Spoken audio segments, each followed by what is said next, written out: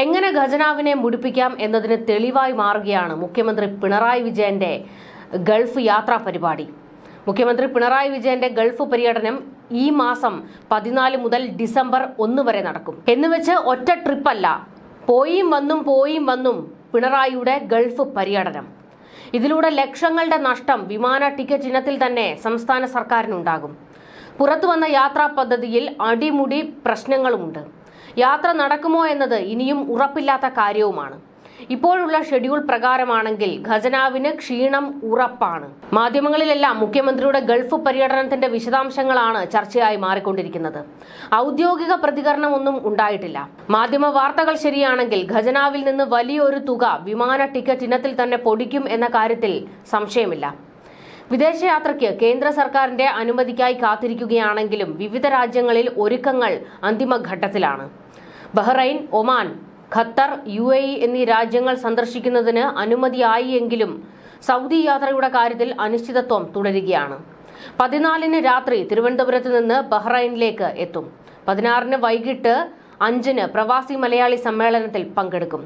ബഹ്റൈനിൽ നിന്ന് റോഡ് മാർഗം സൗദിയിലേക്ക് പോകാനാണ് പദ്ധതിയെങ്കിലും കേന്ദ്ര സർക്കാരിന്റെ അനുമതിയെ ആശ്രയിച്ചിരിക്കും യാത്ര. സൗദിയിൽ ദമാം, ജിദ്ദ, റിയാദ് എന്നിവിടങ്ങളിലാണ് പരിപാടികൾ തീരുമാനിച്ചിട്ടുള്ളത്. 19-ന് കൊച്ചിയിലേക്ക് തിരിക്കും. സൗദി സന്ദർശനത്തിന് അനുമതി ലഭിച്ചില്ലെങ്കിൽ 16-ന് തന്നെ ബഹ്റൈനിൽ നിന്ന് മടങ്ങുന്നതിനുള്ള പ്ലാൻ ബിയും ഉണ്ട്. അതായത് 14-ന് രാത്രി ഗൾഫിലേക്ക് പോകുന്ന മുഖ്യമന്ത്രി എങ്ങനെയായാലും 19-ന് കേരളത്തിൽ കാണും. അതിനുശേഷം വീണ്ടും 22-ന് രാത്രി തിരുവനന്തപുരത്ത് നിന്ന് ഒമാനിലെ മസ്കറ്റിലേക്ക് പോകും. 24-ന് അവിടെ പൊതുപരിപാടിയിൽ പങ്കെടുക്കും. 25-ന് സലാലയിലെ സമ്മേളനത്തിൽ കൂടി പങ്കെടുത്ത ശേഷം 26-ന് വീണ്ടും കൊച്ചിയിലേക്ക് തിരിക്കും.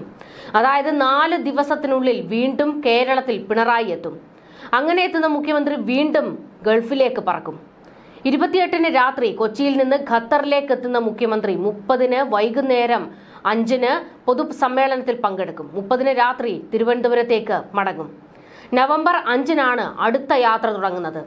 7-ന് വൈകുന്നേരം 5 മണിക്ക് കുവൈറ്റിലെ പരിപാടിയിൽ പങ്കെടുക്കും. ഇവിടെ നിന്ന് അബുദാബിയിലേക്ക് പോയി 5 ദിവസം അവിടെ തുടരും. നവംബർ 8-ന് വൈകുന്നേരം 5-നാണ് അബുദാബിയിലെ പരിപാടി. നവംബർ 10-നല്ലെങ്കിൽ 11-നായിരിക്കും മടക്കം. മുഖ്യമന്ത്രിയുടെ മകൻ വിവേക് കിരൺ അബുദാബിയിലെ ബാങ്കിലാണ് ജോലി ചെയ്യുന്നത്. അതുകൊണ്ട് തന്നെ യാത്ര എന്നുണ്ടാകുമെന്ന് ആർക്കും ഉറപ്പില്ല. പോകുന്ന വഴിക്ക് മകനെ കണ്ട് ED നോട്ടീസിന്റെ വിവാദവും പൊട്ടിത്തെറിയുമെല്ലാം ചർച്ചയാക്കണമല്ലോ. എന്തായാലും പോകുന്ന വഴിയോ അല്ലെങ്കിൽ വരുന്ന വഴിയോ മുഖ്യമന്ത്രി മകനെ കണ്ടിട്ടേ തിരികെ കേരളത്തിലെത്തും.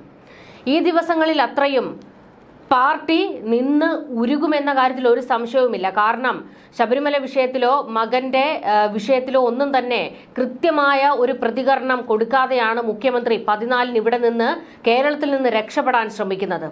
അതായത് നിൽക്കക്കള്ളി ഇല്ലാതെ വന്നതോടുകൂടിയാണ് ഈ തിടുക്കപ്പെട്ടുള്ള യാത്ര എന്നുള്ള ആരോപണവും ശക്തമാകുന്നുണ്ട്. മകന്റെ വിഷയത്തിൽ പിണറായി ഊരാ കുടുക്കിലേക്ക് വീണിരിക്കുകയാണ്. അമിത്ഷായെ കാണാൻ പോയത് മകനെ രക്ഷിക്കുന്നതിന് വേണ്ടിയാണ് എന്ന തരത്തിൽ കാര്യങ്ങൾ വ്യാഖ്യാനിക്കപ്പെട്ട് നിൽക്കുകയും ചെയ്യുന്നുണ്ട്.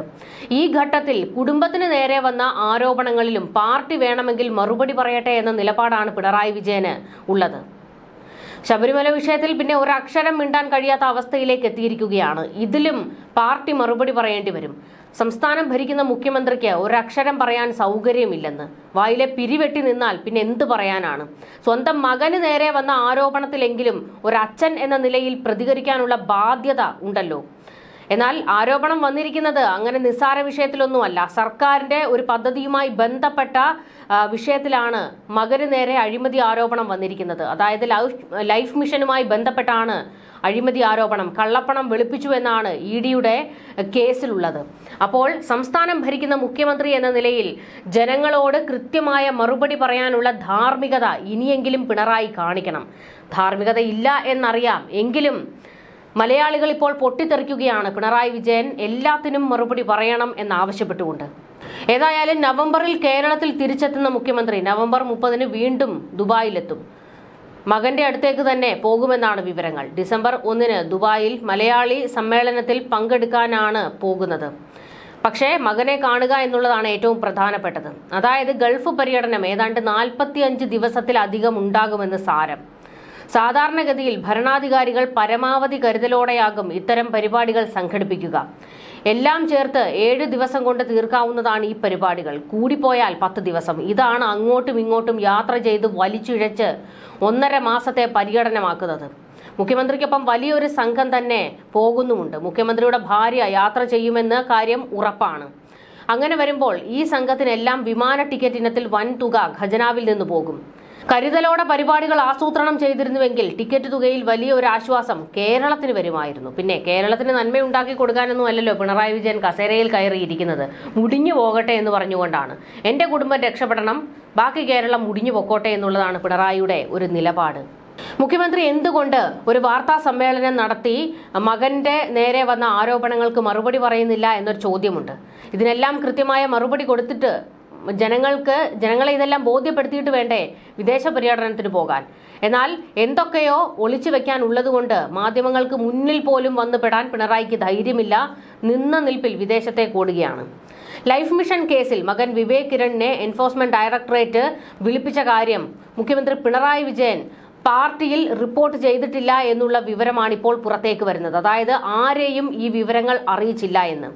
ഇക്കാര്യം CPMന്റെ കേരളത്തിലെ നേതൃഘടകങ്ങൾക്ക് പുതിയ വിവരമാണെന്നാണ് മാധ്യമ റിപ്പോർട്ടുകൾ.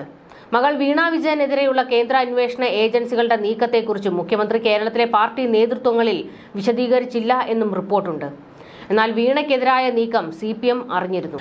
അന്ന് മാധ്യമ വാർത്തകൾ ഇക്കാര്യത്തിൽ സജീവമായിരുന്നു. എന്നാൽ മകനെതിരായ സമൻസ് പരമരഹസ്യമായി പിണറായി സൂക്ഷിച്ചു. അതായത് വിവരം പുറത്തേക്ക് പോയാൽ കാലുവാരുന്ന പാർട്ടിയിലുള്ള ചിലർ ഉണ്ട് എന്നും തന്റെ ശത്രുക്കൾ ഈ വിവരം പുറത്തേക്ക് എത്തിക്കുമെന്നും പിണറായി ഭയപ്പെട്ടിരിക്കാം. സമൻസ് നൽകിയിട്ട് ഹാജരായില്ലെങ്കിൽ 2 തവണ കൂടി സമൻസ് നൽകുകയാണ് EDയുടെ രീതി. 3 സമൻസിലും ഹാജരായില്ലെങ്കിൽ വീട്ടിൽ റെയ്ഡ് നടത്തി അറസ്റ്റ് ചെയ്യും. അതാണ് അടുത്ത നടപടി.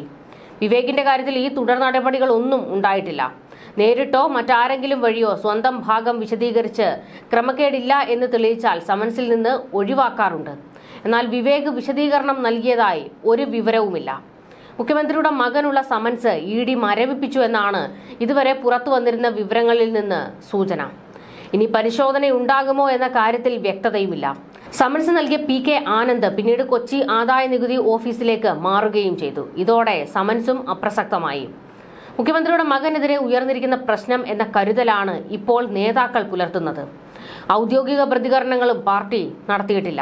CPM സംസ്ഥാന സെക്രട്ടറി MV ഗോവിന്ദനെ ബന്ധപ്പെട്ടപ്പോൾ വാർത്തയെക്കുറിച്ച് മനസ്സിലാക്കിയിട്ടില്ലെന്നും ഇപ്പോൾ ഒന്നും പ്രതികരിക്കാനില്ല എന്നുമായിരുന്നു പറഞ്ഞത്.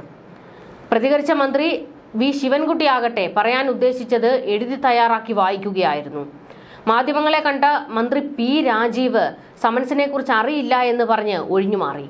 ഇതെല്ലാം CPMന് ഒന്നും അറിയില്ലെന്ന വ്യാഖ്യാനമായി മാറുന്നു. ED ചോദ്യം ചെയ്യാൻ വിളിപ്പിച്ചിട്ടും അക്കാര്യം മുഖ്യമന്ത്രി എന്തുകൊണ്ട് രഹസ്യമാക്കി വെച്ചു എന്ന പ്രതിപക്ഷത്തിന്റെ ചോദ്യമാണ് അദ്ദേഹത്തിനും പാർട്ടിക്കും മുന്നിലുള്ളത്. നേതാക്കൾക്കോ കുടുംബങ്ങൾക്കോ എതിരെ ഉണ്ടാകുന്ന ആരോപണങ്ങൾ സാധാരണ 3 തരത്തിലാണ് പാർട്ടി കമ്മിറ്റികളിലെ ചർച്ചയായി മാറാറുള്ളത്. ഏതെങ്കിലും ഒരു നേതാവ് പരാതി കത്തായി പാർട്ടിക്ക് നൽകണം. അതല്ലെങ്കിൽ യോഗം ചേരുമ്പോൾ ആരെങ്കിലും അക്കാര്യം ഉന്നയിക്കണം.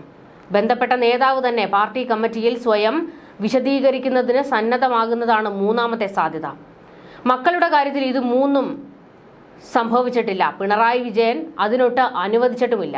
വടക്കാഞ്ചേരി ലൈഫ് മിഷൻ കേസിലെ പ്രതികളുടെ മൊഴികളുടെ അടിസ്ഥാനത്തിലാണ് വിവേക് കിരണിന് എൻഫോഴ്സ്മെന്റ് ഡയറക്ടറേറ്റ് സമൻസ് അയച്ചത്. കേസിലെ പ്രതികളായ സ്വപ്ന സുരേഷ് അടക്കമുള്ളവരുടെ മൊഴികൾ വിവേകിന് ഇതുമായി ബന്ധമുണ്ടെന്ന് സൂചന നൽകുന്നതായിരുന്നു. ഇക്കാര്യം സ്വപ്നയും സ്ഥിരീകരിച്ചിട്ടുണ്ട്. കേസിലെ മുഖ്യപ്രതി Unitac builders managing partner Santhosh ഈപ്പന്റെ മൊഴിയുടെ അടിസ്ഥാനത്തിലാണ് മുഖ്യമന്ത്രിയുടെ മുൻ പ്രിൻസിപ്പൽ സെക്രട്ടറി M ശിവശങ്കറിന് സമൻസ് നൽകിയതും തുടർന്ന് അറസ്റ്റ് ചെയ്തതും. ലൈഫ് മിഷൻ പദ്ധതിക്ക് വേണ്ടി യൂണിടാക്കിൽ നിന്ന് 4.25 കോടി രൂപ കമ്മീഷൻ വാങ്ങിയത് ശിവശങ്കറിന് വേണ്ടിയാണെന്ന് സ്വപ്ന മൊഴി നൽകിയിരുന്നു.